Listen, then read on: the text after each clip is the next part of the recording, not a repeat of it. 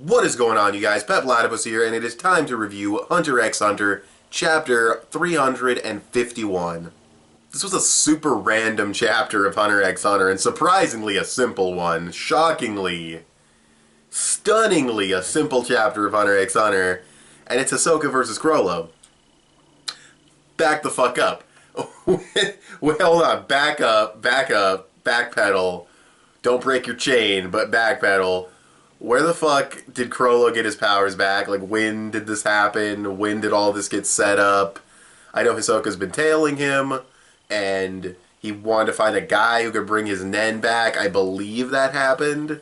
So, like, I don't know, like, what happened here exactly? Like, it just kind of jumps into this fight with no context. I'm assuming that we'll get some kind of, like, refresher, we'll get some kind of flashback to it, but yeah, I don't know.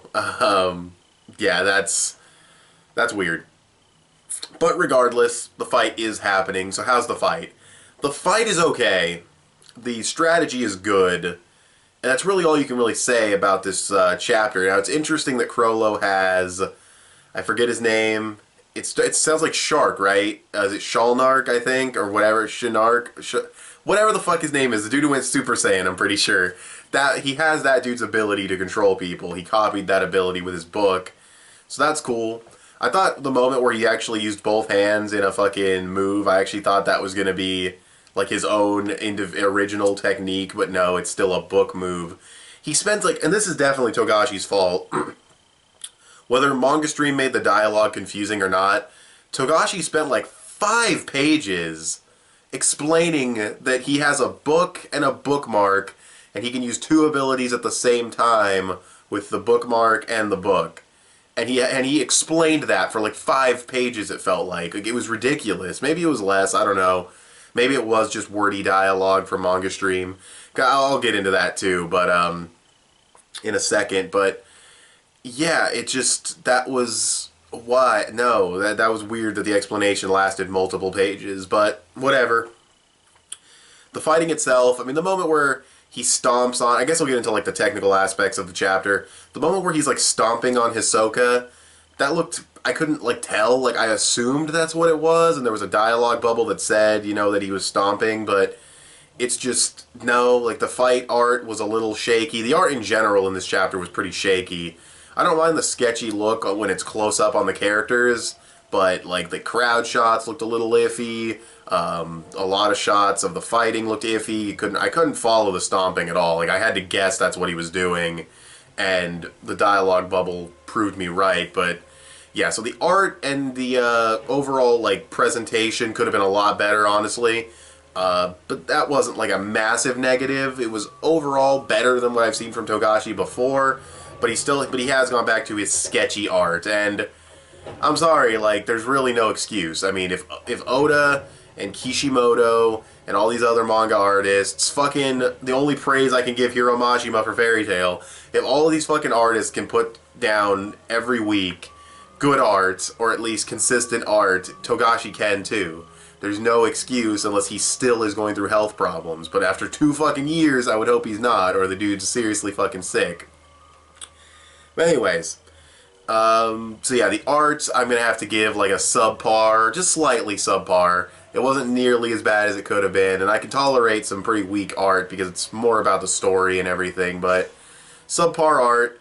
The pacing of the chapter, aside from that explanation, was pretty good, and it wasn't too overly complicated or anything, which is nice. And yeah, it was overall, it was a good chapter. Definitely needs some explaining to be done, but it was enjoyable. Him using the ref as like his puppet and everything. It was cool. You know, it was an okay fight with some pretty good strategy and some pretty good thoughts going through Hisoka's head as he's fighting.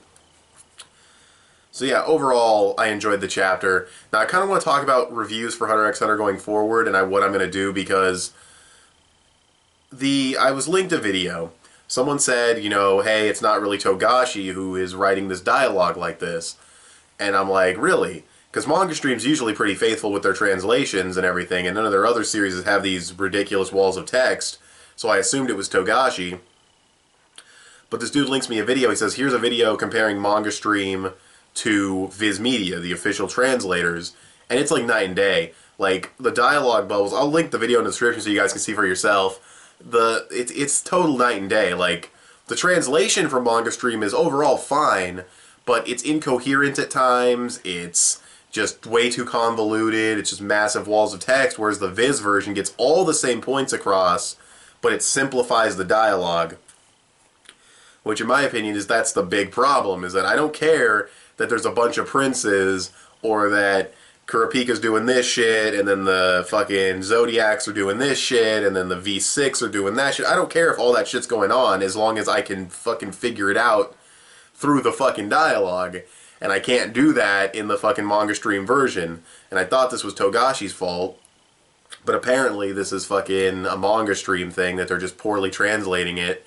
And maybe Togashi does have a lot of dialogue in there, and maybe Viz is just slimming it down for the sake of simplicity, but either way, the Viz translation is better. And Viz does release these chapters every week. The problem is, we get scanlations early, and I would want to review the Viz version of the Hunter x Hunter chapters, which means my Hunter x Hunter reviews would come out late. I'd have to test this out and see how my views are on the video, because if they're total shit, then there's no point in doing it. I'm sorry, like, I hate to say, like, you know, it's not all about the views, but I upload videos for them to be watched. If I get total shit views, there's no point in making the videos, you know what I mean?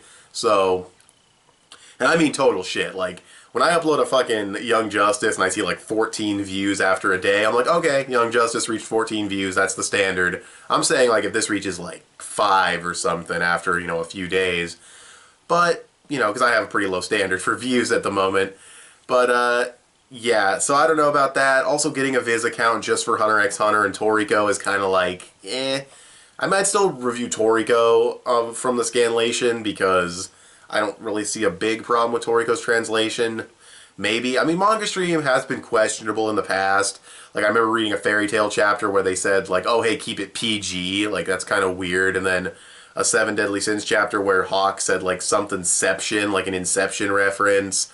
And even a One Piece chapter that had, like, a Martha Stewart reference is like, no, don't do that. Don't make pop culture references in manga. But other than those moments, Manga Stream's fairly accurate, I am assuming, and fairly faithful.